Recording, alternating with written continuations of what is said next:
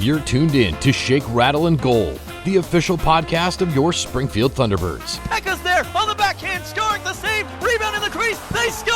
Hosted by Matt Baker and Steve Forney. A show that's everything Springfield hockey, with interviews including players, coaches, and staff. The Springfield Indians repeat as the Calder Cup champions.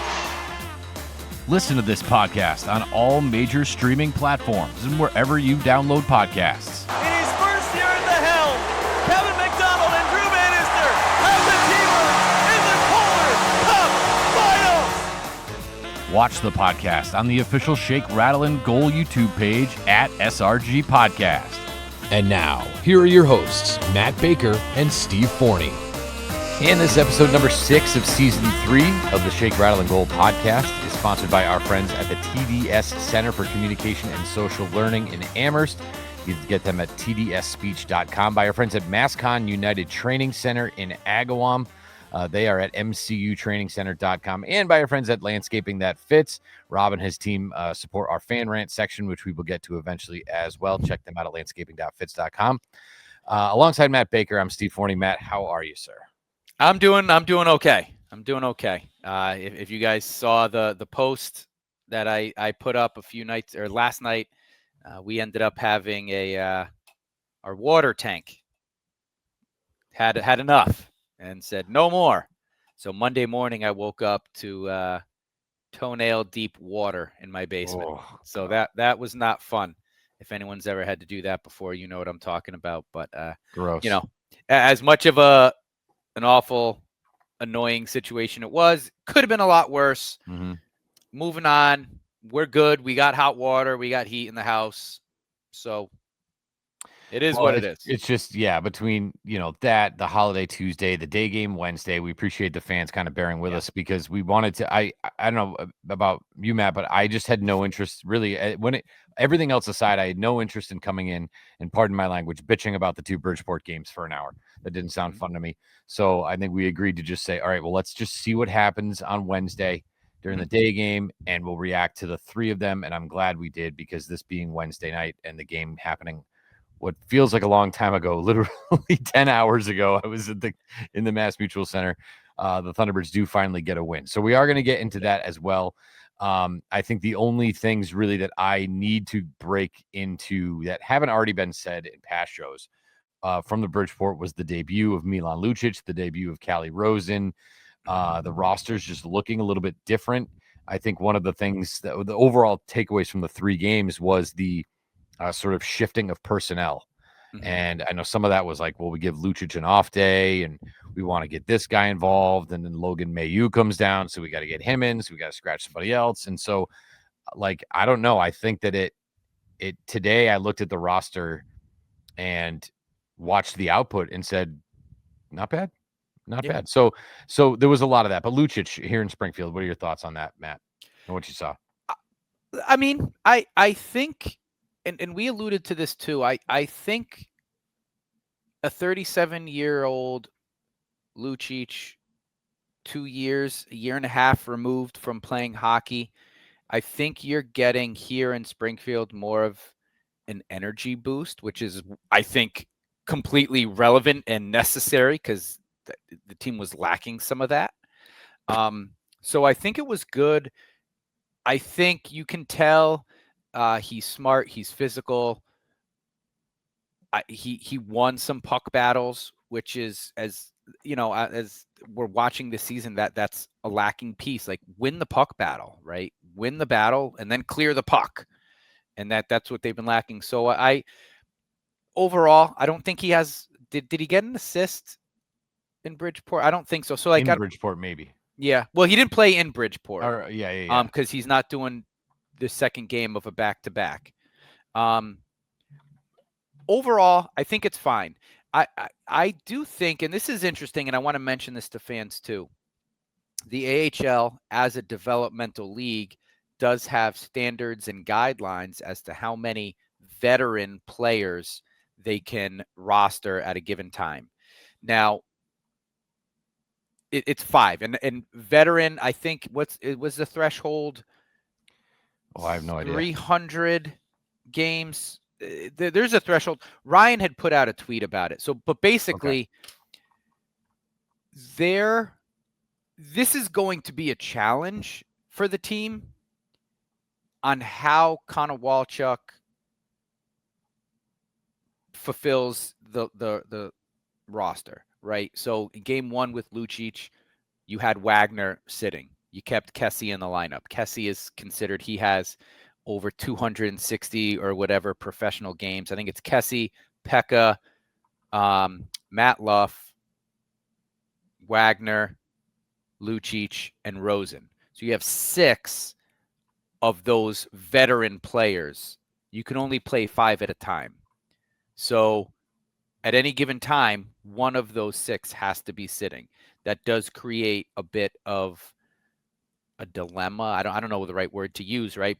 Konowalchuk's going to have to figure that out. For as long as Lucic is down here, he's going to have to figure out who he's playing, who he's sitting. And I do think I tend not to agree with like, oh, this is a young team. Like they're newer together now after these past acquisitions, but this really as a whole was a very similar team minus 2 players than last year. So, however, Konowalchuk is all over the place with lines right now. And based on play, based on who's performing, who's not. So, I do think having Lucic being that 6th veteran player does create a challenge for this team because I cannot think of 2 games in a row where we've had at least 2 consecutive lines remain the same. That's surprising to me. The fact that it has not resulted in wins has been concerning. If they're winning, I don't care, right? Like, Right. do your thing. But so But there's my. don't you think those 2 things are connected? Like if they were winning, the lines would be consistent. When you start 1-8, that's when you throw everything in a blender. Yes, but I feel like it's been in a blender since game 2. So It's and true. I mean, they again, haven't looked good, so it's like you might as well. it so and then I go back to at game 2, game 3, game 4. There were some injuries.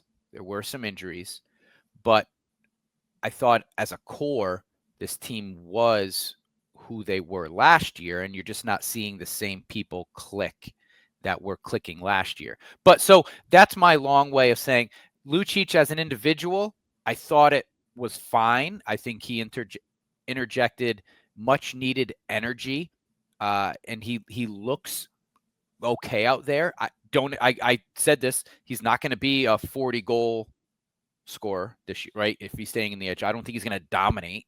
I just don't. But can he be a 3rd line, 2nd line kind of guy? Absolutely. And the challenge, though, of it, the negative part of the Lucic, I think, is figuring out how do you balance all the veterans that you have. And at the same time, it appears as though the team is still trying to find its identity and chemistry.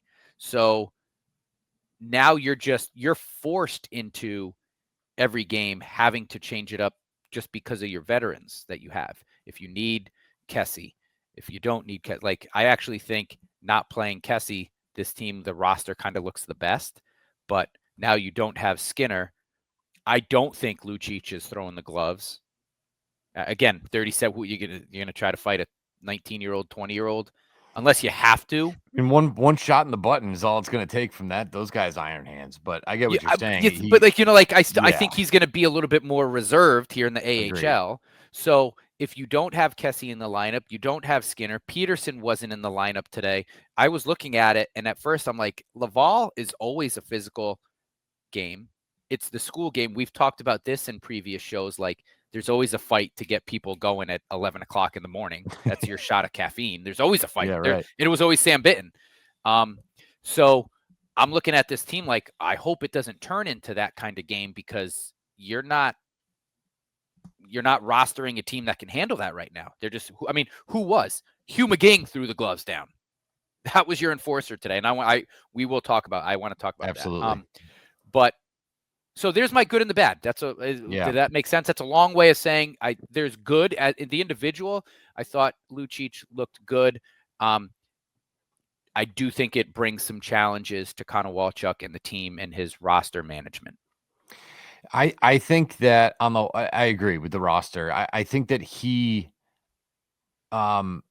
it's weird. I can't tell if he needs to get used to playing with AHL players or if AHL players need to get used to playing with him, because he looks like a 37-year-old bruiser, right? And so he's not going down on breakaways at full speed, blowing past everybody, if you know what I'm saying. But he's still savvy.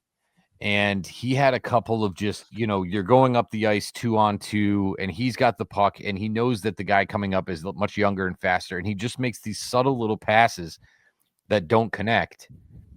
And I'm looking at it going, well, like, if the guy just kept skating, or if the other player was on Lucic's level, then that's an easy, one pass, dump in, chase in, fight for the, board battle, like, and it just wasn't there. And I'm like, well, that was the right play by Lucic. It was the 20-something that was like, look at this old loaf. What does he know? And then boom, the puck's right here.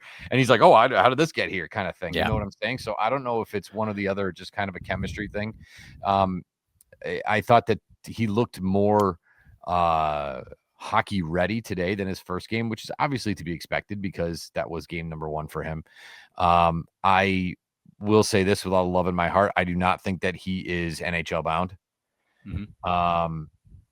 Unless ask me again in 10 games, but as of right now, no chance. So I'm wondering if, because of what you talked about with the veterans, and I'm wondering if this PTO at this point, if it's a week from now and they have to make a decision on whether to keep him or in order to elevate him or let him go. I have a feeling it's more than likely to be the latter. But I did notice a lot of communication from him, especially on the bench today in the school game, which was good, and I think that was important. Can I ask you a question on that? Sure, Because that's an interesting point. And I actually agree with you. We can only comment on what we see. That's it. We got a podcast right to do today. And so I don't know. You can want something in your heart, but if you're watching the game, so I agree with you. And it's coming from strictly just we watched him 2 games. He didn't stand out as like, dude, that guy's going to be in the NHL in a week. And then also who's making room for him in the St. Louis Blues, right? So I don't see that. You're not sending Dvorsky down to bring up Lucic at the moment. Now, if the team wins, is that I don't think he's doing this to stay in the AHL. I think the ultimate goal for him is, I want to get back to the league, and he has every right to try to do that. If that's not possible, if the team does start to show signs of life and turning things around and getting some wins, do you think he would want to stick around and travel the bus with Springfield? I don't know what his end goal is. Yeah. I mean, I don't know. I can't speak for, if he wants to keep, I think he playing needs, for the love of the game. If it's one or the other, or he's trying to get into the NHL and back in. And I don't know. I think if that's the case, let's say he says, I think I'm good enough to be an NHL player, then he wants to go up to St. Louis and play. Yep. And St. Louis is looking at him going, great, we have Lucic, so let's stash him up on the 9th floor and break glass in case of emergency. And I don't think he wants to do that. I think he wants to play. So if he wants to play, does he want to play so bad that he doesn't mind riding a bus up to Rochester in February? Because if he does, then that's great. I can't really speak for the player. But it is unique. It's unique because we have both watched this guy for almost 20 years. Yeah. This is like if David Krejci came to the Thunderbirds, or Patrice Bergeron, or pick your guy. And so that's what I think makes it unique, seeing it so close. And what I'm glad it's not is you've seen these, especially this happens like in boxing. You watch that boxer you used to watch as a kid, and then they roll out when they're 42 and they take one punch and hit the deck, and you're like, oh God, This Where they tarnishes fight Jake everything that Paul. I've known. Yeah, this is everything that I've tarnishes everything that I've known about Yes, sure, this Yep. person. I'm not getting that vibe. And Agreed. again, I can't read what his end goal is, but I will say that one of the things that I'm sort of concerned with, or sort of the pieces that I've put together, are we've talked about the vets, we've talked about the young kids, and I've sort of been pushing, saying the vets need to step up, and I'm kind of flipping tune on that. Kids, it's time. Like, it's November, and for the most part, you've been here before. And when I look at the forward group in terms of points, top 3: Luff, Alexandrov, Pekka. 4 is Pekarchik, great, I love it. Then it's Dvorsky, who's not here, and then it's Peterson with 5 points, 9 games, and a -6. Kaskamaki, 4 and 11, -6. Stenberg, 3 points in 12 games, -2. Like, what do we got? And then the worst offender to me of all is Chris Wagner, 11 games, 0 points, -11. Like, yeah. Which it kills me because he was my guy coming into the year. And if you watch him see play, signs of life, but it's yeah, like, if you watch him play, he's better than the 0, 0, 0, -11. He's played better than that. But it's, for me, it's the Stenbergs, the Robertsons, and maybe this goes back to what you said about the lines in a blender. I thought that the McGing, Peterson, Robertson line has been the best line I've seen consistently so far this season, but they're never together. Robertson got hurt. Peterson keeps getting scratched. They keep sliding in Pekarchik with McGing, which is fine, but there was something about that Robertson, McGing, Peterson group that I thought was really good last year, and was the only thing I've seen really this year that was a bright spot in the forward group in terms of combinations, and it just hasn't been there consistently. So one of the things that I found is kind of strange, and I hope I can just put it into words, is that it's like this team is deep enough to where you're able to afford giving guys nights off, but they're also not winning. So can you or can't you? So, like, my example is, like, for me today, the Wednesday game, I was thoroughly impressed with Marc-Andre Gaudette, and I was thoroughly impressed with Nikita Sasuyev. Are those two players good enough to play consistently? I don't know. I know that you have one guy on the team that's a plus, and it's Marc-Andre Gaudette, who's got 2 assists in 2 games and +1. Like, okay, so who sits? Johannesson? Loof? Like, what's your play? You can't sit Callie Rosen. You just traded Schooneman for him. Now you got Logan Mailloux in the mix. So now, who actually I thought looked pretty good today. I thought he was all right. I did. I thought he was noticeably good. So, and you know what? He damn well should be. Yeah, right. Right. So, I think that's a big part of it too. So you're right. I think the juggling of the roster, playing the matchups, I think that's all going to be kind of a way that they're going to navigate. Now, having said all that, I thought today one team looked healthy and fresh, and one team looked completely exhausted. Laval looked like they were skating in sand, and the Thunderbirds came out relatively flying because, again, they had guys that haven't seen a lot of mileage so far early in the season. So, maybe that's where it's a benefit to you, is that you are able to throw into, you get a 3-3. You could have 3 completely different lineups in 3 games.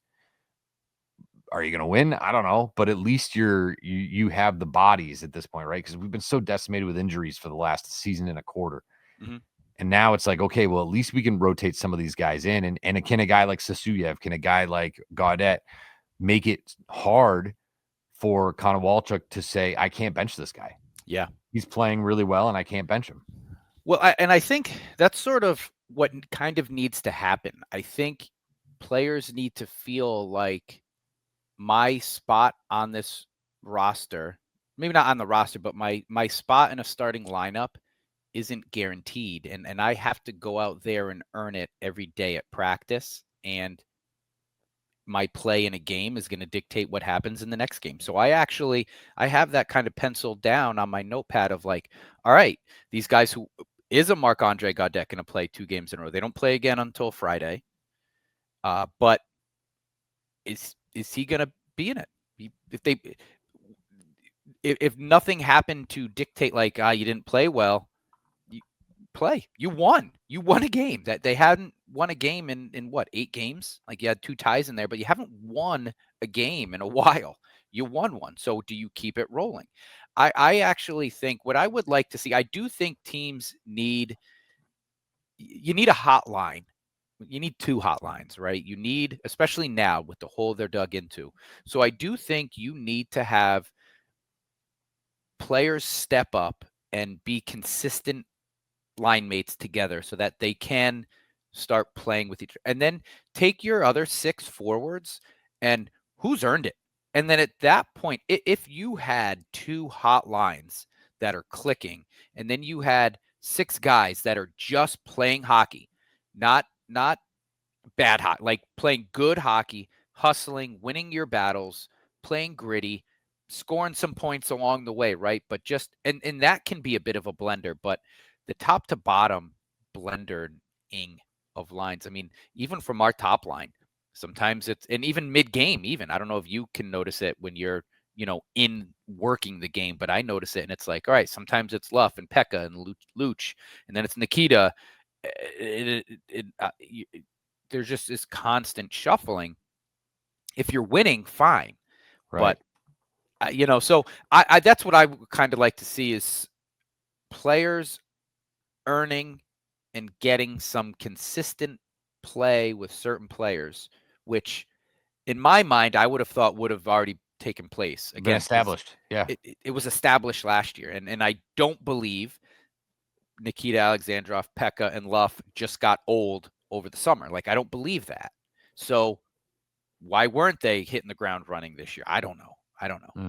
Right.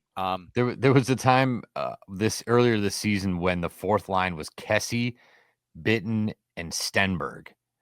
And I was like, boy, who did Otto Stenberg tick off to be put in? Like, I thought this guy was supposed to be like with all those goal scorers and all these points, not just eating minutes with the big guys. By the way, Sam Bitten, 3 points in 2 games, 2 goals and an assist in 2 games with Hershey. Good job, Sam. Congratulations. Congratulations to him. He's doing well. But so to that point though, like and we talked about it, like we like those players as individuals, but together now you're taking Stenberg and literally every other shift he's on a different line. Right. So and that's what happened by the second period. It was different. So I would think any player would tell you, we got to go out and play hockey. I don't care if it's Steve Forney on my left and Matt Baker on my right. I got to go out and play hockey. I think any hockey player would tell you that, but there is something to be said when I need to clear a pass and I can trust that this player is going to be in that spot.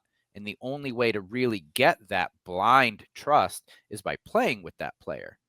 And again, I would have thought, I was expecting some of these lines to already have that clicking on game 1.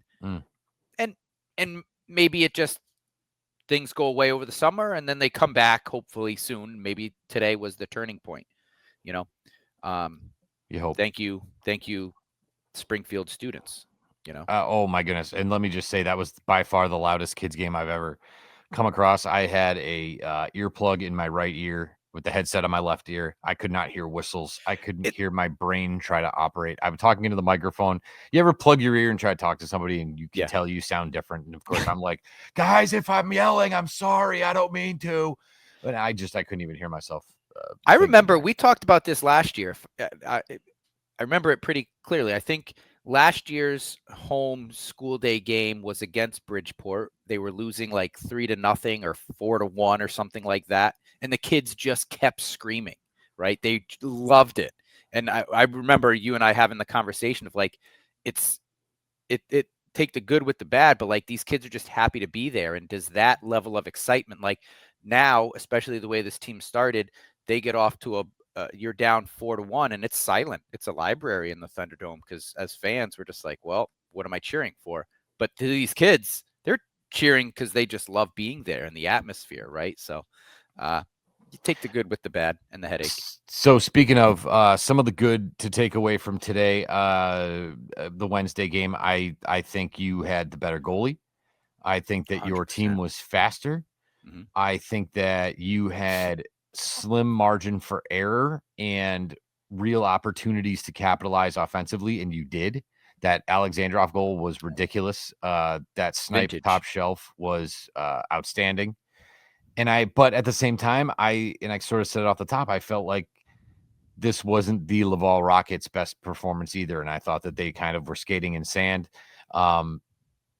Again, there's one point where I think it was Pekarchik had it, from me to the fridge away and wide open, and there's just he's just staring at the goalie, or the goalie's staring at him, and he has the puck, and there's nobody around, and he's just standing there like, who do I pass it to? Who do I pass it to? Who do I pass it to? And he passed it into just a crowd of bodies. It's like, dude, the net, it's like, it's right there. Like, the net's right there. Like, just shoot it. Like, it's okay. It's okay. You can shoot. Just go ahead. You don't have to pass it. Just go ahead. You know what I thought of in that, and then the way you explain it. Remember in Mighty Ducks 2 or 3 when they're Team USA and Louise, the fast skater, he can't stop. Yes. He's on a breakaway in a game. He stops. He goes, "Oh, I stopped." And Emilio Estevez goes, "Put it in, Louise." And he shoots it and he scores like that. It was kind of like that. It's like, Yeah. Put it in, Pekarchik. Like, shoot it. Yeah. Shoot it. It's okay. You can shoot it's okay to do that. Yeah. It felt like Ramonde Stevenson the other day looking at the sidelines. Can I score a touchdown here? That was Travion Henderson. What did I say? Ramondre Stevenson. Oh my goodness. Yes. Travion. Yeah. Is it okay if I score? Can If I get from Picard, can I shoot this guy? Is this okay? So, confidence, man, confidence. This team needs to get a little bit of swagger. I feel like today was a little bit of a swagger builder, but it's got to continue to grow. They need to feel confident and feel good about what they're doing, and confident in what they're, even today, one of them, I think it might've been Luff. And it's just one of those things where you're coming down and you know that you have a guy behind you. And so you take 2 strides and then you flip it behind you, but that guy's not there anymore. Now it's somebody else, and you didn't turn to look, and now it's a turnover, and now you're going the other way. And it's to me, that's all swagger. It's not like dumb. It's not stupid. It's not irresponsible. It's just being confident in everything that you're doing with and without the puck. And I think that today was a step in the right direction to sort of get that feeling, that swagger, that cohesiveness, that camaraderie back.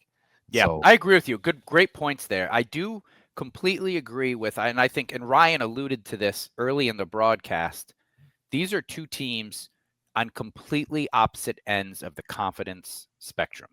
You have Springfield at the bottom of the Atlantic, and you have Laval at the top of the North playing really good hockey right now. And this kind of looked like, at one point in the second period, I'm kind of like, Springfield, you're playing like you think you're going to lose this. Like, keep play, like, let's go, keep going. So I'm with you. I hope, could this game be that slingshot, no pun intended, with our power play that gets them into some sort of like, this is what we can do. Because look, at the end of the day, was it Laval playing bad? Was it Springfield playing great? I think a combination of both. You got the win in regulation. You got the points against a division-leading team in Laval. You can do it. You got great goaltending from Zarenko. It's there. You can play this way. You just need to do it more consistently. And I do think some of the issues, because I did, and I'm going to talk about them, I think it all is confidence. It's like you're waiting for that here we go again moment instead of pushing through, expecting, this game's going to go our way. I don't think we're playing there yet. I do think this is the first time in flashes I was like, let's go, Springfield. Good hockey. Their first power play in the first period was great. Now, it didn't lead to a point or a goal, but you're moving the puck. You got the puck down low. You got it in the slot. You got it back up to the point. You went D to D. You got it back down low. You moved up, and you got a few good shots. And what's the goalie's name? Fowler, right? Jacob Fowler, something like that. I have no idea. I said his name once at the beginning. Yeah, Fowler. Made some good saves, right? But I'm like, oh, great power play. I think early in the game, I thought Logan Mailloux looked good. I thought he actually, there was one time too, he led the offensive rush into the O-zone, got past, and I'm like, ooh, like you saw a glimpse of NHL, right? You saw it. And I think that's his issue. The talent and skill for Mailloux is there. It's the consistency at the NHL level, which is why they're sending him back down. I think Hunter Skinner, I think the comparison between two, Hunter Skinner is going to give you what he's going to give you. Logan Mailloux can be up here, but at times he's playing below. Like you can't even, he's a liability out there in NHL. So, you know, but a few times I'm like, that's an NHL kid. So I liked what I saw from him. My concerns for this team still, after both goals, I thought they played awful. After their first goal, it didn't lead to a Laval goal, but there was like a 3-minute stretch where it was like turnover after turnover, couldn't exit the O zone, and Zarenko had to bail him out.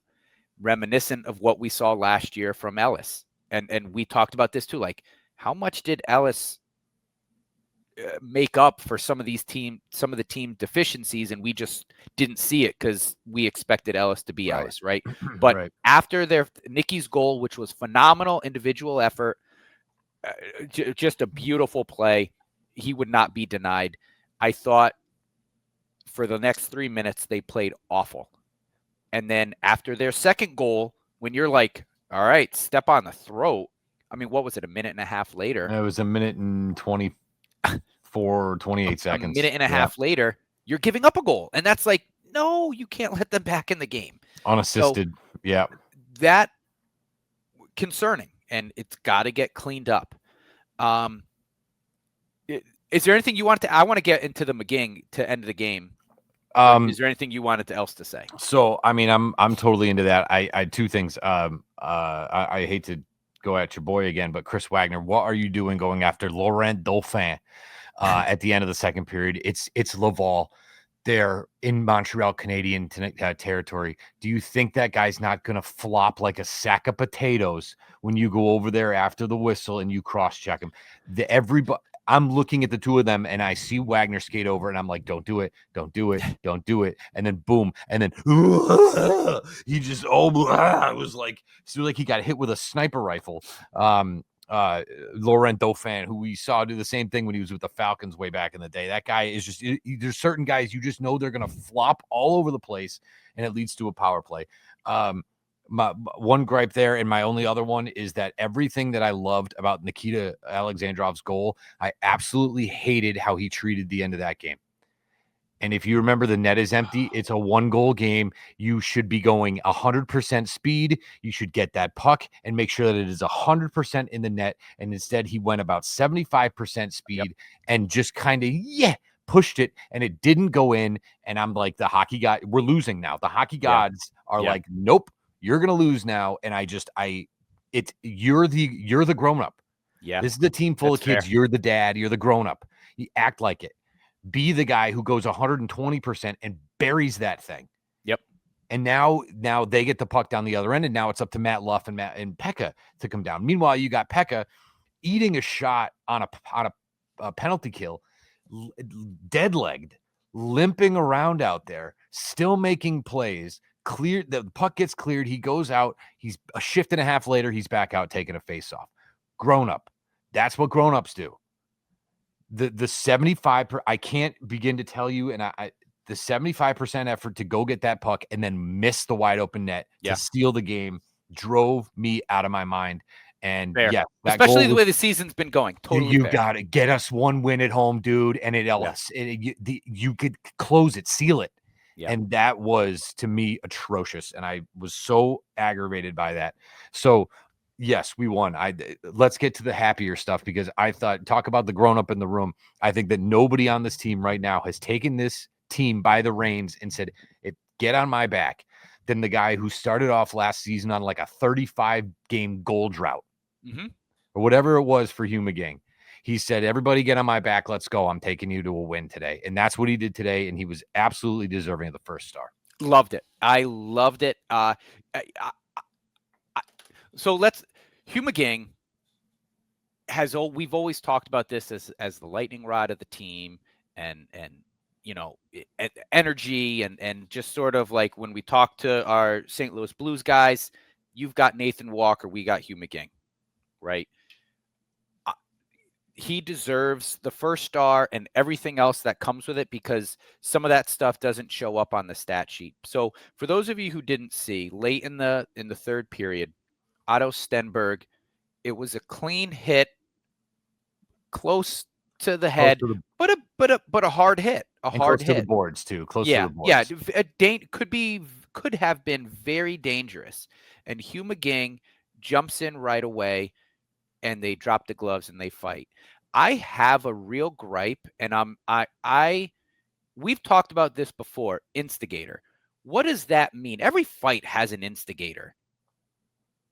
To call that in that moment in a 2-1 game, like, I know I'm a homer.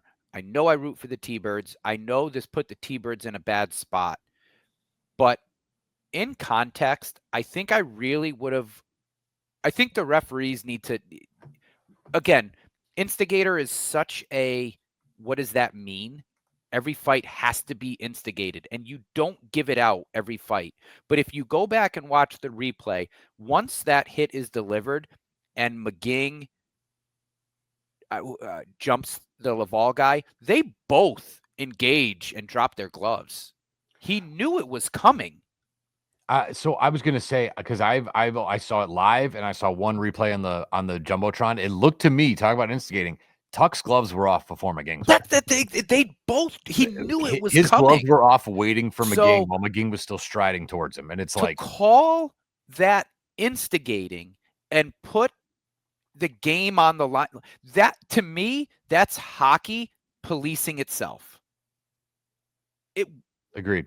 That's all that was. And we've talked to our friend Casey Terreri on the show, and you got to read the room a little bit, and that when you step into a fight, and I know the league wants to get rid of it, but unless you're calling an instigator on every fight, I don't understand how you call it for that one, because it was the emotion of the game. It was in response to not an illegal hit, but a dangerous hit against a young star. How could you not expect a veteran leader like McGing to step in there? And I think for the rest to add that instigator completely, it was just not reading the game. It was not understanding the game. And like I said, it didn't hurt the Thunderbirds, but I'm watching that and I'm like, I already knew the outcome, but I'm like, I would be livid if you give up a power play goal here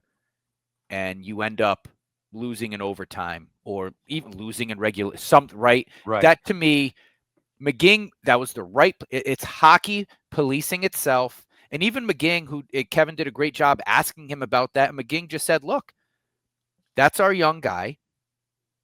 I'm a leader.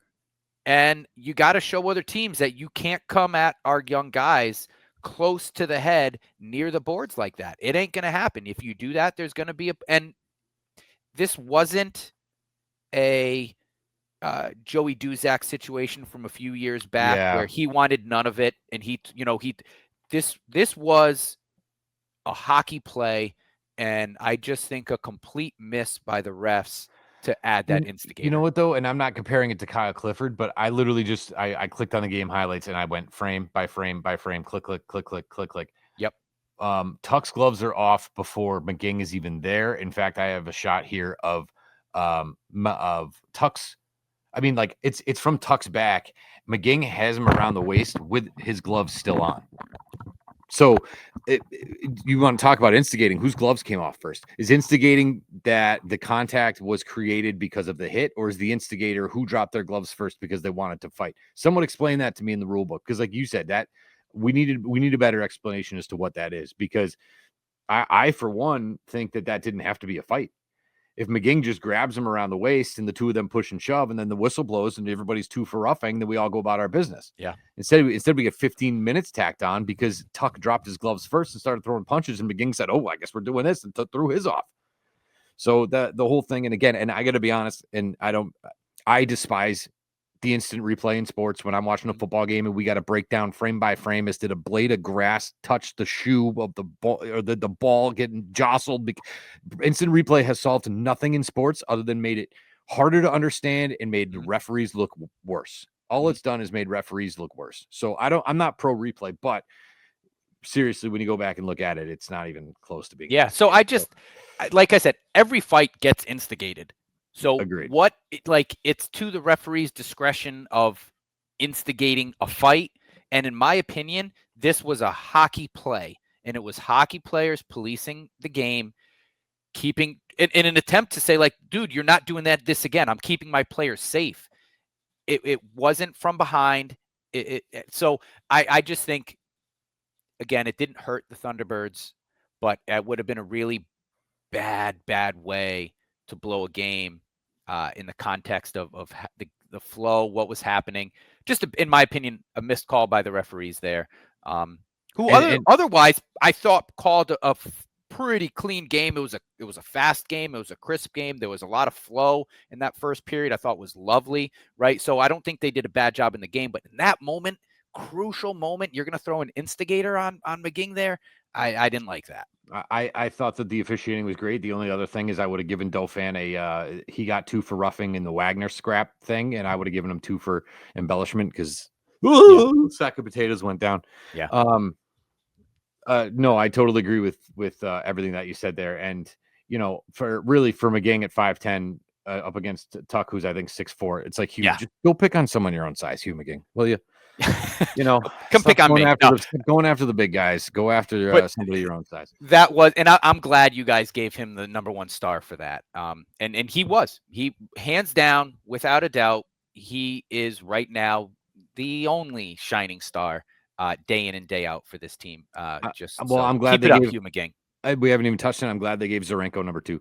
Yeah, I thought he was sharp he as was sharp. attack. His rebound control was great, I thought. But again, I thought that the T-Birds did a nice job clearing the front of the net for him. Mhm. There wasn't those second, third, fourth opportunities as often as they've been this season.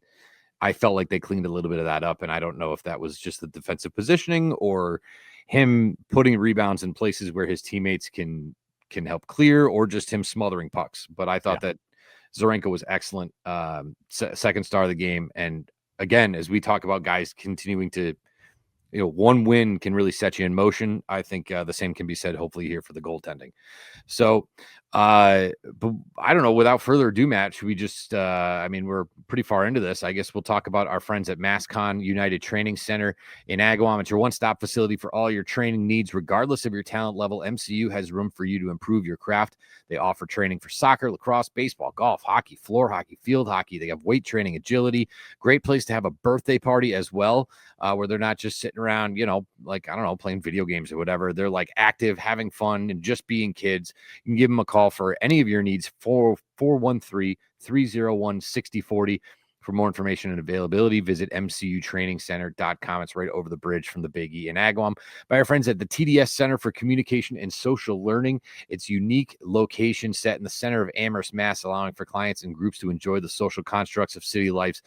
Founder Teresa Dooley-Smith is a leader within the speech and language community, continuing to find innovative ways to meet the needs of all individuals. And by the way, tough weekend for Amherst. I don't know if you saw that fire that they had out there that just absolutely ripped through parts of Amherst. So that's tanks, and we're thinking about all the people up there in Amherst. Just a side note there. But again, our friends at the TDS Center for Communication and Social Learning, tdsspeech.com. You can email them, info@tdsspeech. Give them a call, 413-835-0735. And the Fan Rants this week, of course, brought to you by Landscaping That Fits, keeping Western Mass lawns green, healthy, and looking the best. And right now, you can save 20% on your 2026 fertilizing program when you sign up before December 31st, and you don't even have to prepay. All you have to do is schedule your programming. You'll save 20% off each application all season long. The invoices come at the first of every month. They come in your email. I get them on my phone. I click Apple Pay. Boom, it's done. I never have to think about it. 6 fertilizer treatment. Starts in the fall lime, crabgrass prevention, broadleaf weed control, iron, grub control, insect protection. He's actually just did one this week. Like I said, he wanted me to pick up the leaves so we could put down the winterizer. So give him a call for 847-0338. Visit landscapingthatfits.com. When you go to the website, mention the code word SRG20. That's SRG20. Easy to remember. 20% off for your entire 2026 fertilizing. Or just call him and say, hey, I want that SRG deal that Forney's yapping about. And he'd be happy to get you that as well. So SRG20, big thank you to those guys. And when it comes to the fan rants, it was kind of funny because obviously when we put it up on Monday, thoughts went a particular way. And then about a couple hours before we started, I sort of reposted it and was like, anybody feel different than they were like, Monday or Tuesday? And it kind of was. There was a little bit more positivity. So I don't know. Do we want to go back to the greasiness, get into the weeds of? I've got a few of both, but yeah, okay. And we'll get into it. But I say like it is cool, and fans, like, it's on our socials, so go through and read through them. Like, you can see how one game can make a difference. And the weird thing is that you do see two completely different ends of the spectrum, and it's like, all right, like a 3-1 win against Laval, great goaltending. Overall, like, were there some things? Sure, but like overall, you played well. Like, all right, I don't need you to go undefeated. I don't need you to be 20-1. I'd like them to, but yeah, it'd be nice. But like, how about 5-4? Like, right? You know what I mean? Like, I don't. Again, but this was from Monday's fan rant, Kelly McDonald, and this is, I liked it, and it's kind of just a little bit more conversation. A weird question, and this may have been asked before by someone, but why don't we have a fourth line? And it's an interesting observation, and I think that's sort of like what, Steve, you and I were talking about earlier, where that fourth line isn't consistent throughout the game. Like, they're playing with 12 forwards, Kelly, so there is technically a fourth line, but what kind of Walchuk has been doing this year is sort of taking that fourth line and kind of by middle of the first period or the second period at the latest is kind of just mashing it up and giving these guys, picking and choosing when you're playing Kessie, when you're playing Peterson, when you're playing Stenberg, when you're playing Susiev or Pekarchik, whoever it is on the fourth line. They definitely are not playing with it consistent. And I don't know why. But it's interesting that we talked at the beginning of the year, and the coach basically said, well, the numbers are placeholders. Is that what he said? The numbers are placeholders. Well, that was, I mean, that's how he looked at it last year, and just saying, like, I've got guys who, this is my line, right? It was Nikki, Pekka, Luff. That is my line. Kaskamaki, Devo, and after Silvergard, I forget who we kind of had there. But Stenberg. Well, McGing and Stenberg stayed together a lot. Robertson. That second line.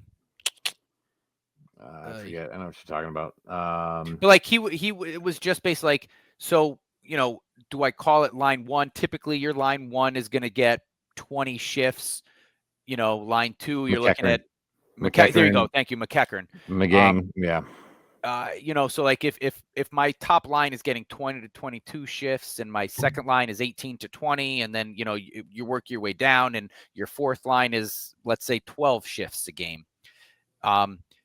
He's kind of he would use those as placeholder and just say, look, I'm going to play who's ever playing well. But this year he's just in game, they're even getting mashed up and jumbled. And I'm curious, of how Ryan feels about that, because I know he has his sort of highlighter system when he's doing a broadcast, but that's got to be tough recognizing who's on the ice, because by middle of the game, it's all over the place. So interesting observation, Kelly. There is a fourth line. I just don't think it's played very consistent. Yeah, I feel for Ryan too, because I sit there and I'm like, okay, we got, that's who now, and who's that over there that he's playing with, and like, what do they have, 4-4? Like, I never have any. It's a battle to try to figure out who's out there at particular times. Samantha says, I would definitely, if I was the GM, sit veterans like Pekka, Loof, Luff, and others. Give new guys like Mayu, Otto, and other young guys a chance to show their skills. I mean, if there's one guy I'd sit, he's not listed here, and I think I've already made that known. I would not sit Pekka or Luff, or even Loof for that matter. I mean, between Loof and Johannesson, maybe, and even Bushinger, I thought played really well today with Mayu. I but agree.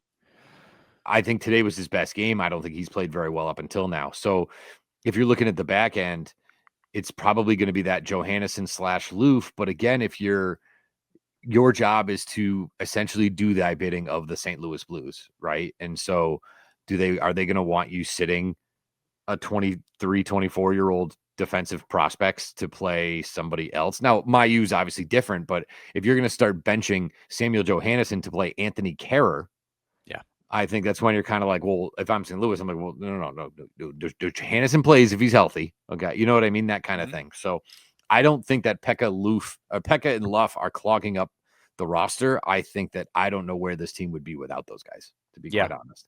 I do agree, though, Samantha, like, at the end of the day, young guys, all right, it's your turn. Like, you got to step it up. And I don't mean young guys, Susiev and Pekarchik. I mean Otto Stenberg. I mean Kaskamaki. I really want to see a lot more from those two. The talent is there, the skill is there, and the desire from St. Louis is there. They want those guys like they are. That's what I said at the beginning of the season. You're not just talking about young guys who are just young guys. Like, these are legitimately young guys who are penciled in as St. Louis, third line. Like, they are penciled in as part of their future. So you got to start to see, we have to start to see more from them. Sorry, I just looked it up. Number 1 on the team in penalty minutes, Cale Kessie, 25. Number 2, Hugh McGing, 23. After today, it's so good. But that's I love that 23 minutes. I do. I love that. One more I want to read from earlier in the week, just because when else can we quote Shorzy?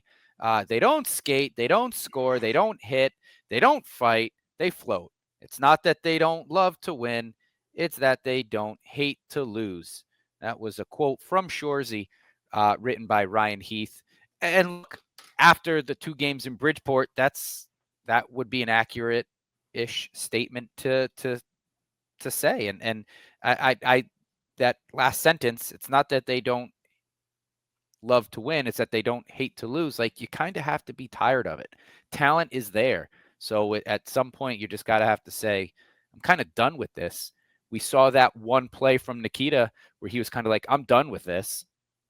We saw the other half of it too, but yeah, I just wanted to read that because when else could I quote Shorzy?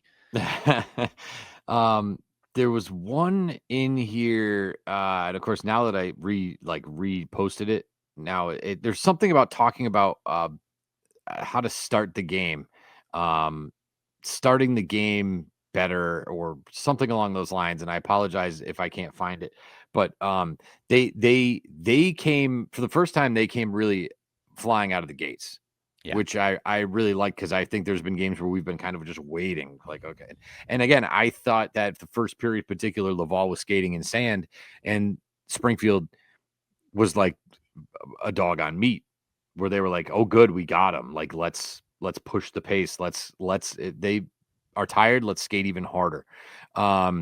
So I really think that they did a nice job of, again, coming out of the gates, ready to play. I know it's never easy. I know that and especially last year, we were Laval's school day game. So I vividly remember being in my classroom and saying, hey, students, we're not doing anything except watching hockey today. I did. Just kidding, principal. I didn't do that. Yeah, I said that's got to be even harder on the visiting team than the home team when you're playing at 10:30 in the morning in a foreign building. And so I think that was Laval slow out the gates? Yes. Did they pounce and capitalize on it? Also, yes. Both can be true. Yes, agreed. In today's fan rant, Vin Carroll, awesome game and a much needed win. Solid game all around. Nicky's goal was absolutely insane. A big shout out to McGing. That dude always plays with so much heart, always hustles his blank off, and didn't hesitate to stand up for a teammate today versus a much larger opponent. So glad for the W today. It was a real nail biter up to the buzzer. Let's build off this one and keep it going. That sums it up perfectly, sort of the feel of today. I mean, Vinny, it's true, and I feel bad. Vin came down to say hi to me after the game, and I was kind of flying around, and I didn't give him the proper hello. So what's up, Vinny? And um, but this game was entertaining. This was a fun game to watch. Yeah. Like how many games? I mean, I got to be honest. The Bridgeport game on Saturday night, I think I made it halfway through the second period, and I'm like, I literally have better things to do with my time than watch this game. Today was great. It's not just because they won, it was an entertaining game. Like you mentioned, the flow. That was one of the fastest first periods I've ever seen. It took like 25 minutes to play. Yeah. There were like 5 whistles. It was a fun game. I thoroughly enjoyed it. It was great. Well, that's it. And I think if I'm speaking for myself, not speaking for any other fan. I know there's like some discontent right now with fans, and you're too negative, you're this, you're that, and I get it. But for me, you are right. The quality of the hockey just has it. I don't care if the team wins, or I do care, but I can stomach a loss. If you're out there competing and you lose 3-2, you lost. You can stomach that. There were good, there's bad, there's you capitalize here, tough break here. But as the weekend culminated into a third straight, well, you had an overtime loss and then 2 losses in regulation against Bridgeport, and getting progressively worse, right? You're seeing you should not lose 3 games in a row to the same team. You shouldn't. Like, just by sport stand, like, it's not easy to beat the same team 2 times in a row, let alone 3. And the Thunderbirds lost 3 games in a row to Bridgeport, and it wasn't good quality hockey. You're losing 6-2 and then 6-1. It's tough watch. It's not good hockey to watch. It just was not a good product. Whether you won or lost this game today, it was a good product by the Thunderbirds. They went out there and they hustled and they competed. And were there things they need to clean up? Yes. Did they capitalize on some mistakes from Laval? Yes. But they played a good quality hockey game today, winning battles on the boards, clearing pucks, flying through the neutral zone at times, working a power play, solid goaltending. Like, it was all those pieces were there. So I think as long as we're seeing that, the wins or losses, that will be what they will be, right? But again, I'm speaking just for myself, and I want to build off of this momentum, this positivity, because we did. If we keep seeing games like this, we'll be fine, and they'll be fine. If they play with the effort they played with today, they won't reach a point where there's 2-6-1-1 in their last 10 like they are right now. Yeah. If they just put forth today's effort. And before we move forward, just one more time, thank you to all your fan rants. Thank you to Landscaping That Fits. Again, that's SRG20 is your promo code at landscapingthatfits.com. And now you're gonna really. I was gonna ask you earlier, but I didn't want to sidetrack your point. Do you think part of the reason why they played better was that it wasn't a team in their division? Because it's teams. I mean, Bridgeport knows us, we know them. The lineups change, but Hartford knows Springfield. Springfield knows Hartford and Providence and Bridgeport. Let's step out of the division and go play Laval and just see what happens. Because now this weekend, not only are you getting thrown right back into it, but Friday you're at the number 1 team in the division, the 10-3-1 Penguins, and then you go to the third team, the 8-3-0-1 Lehigh Valley Phantoms. And now it's like, okay. Well, they're Lehigh Valley on Friday night. Oh, okay. I apologize. And then the Penguins Saturday night. Look, so that's an interesting point. I hope that's not. I would think teams you're more familiar with, you'll naturally find yourself around 500. Again, just because in sport, the margin of victory is so small. One mistake here, one mistake there.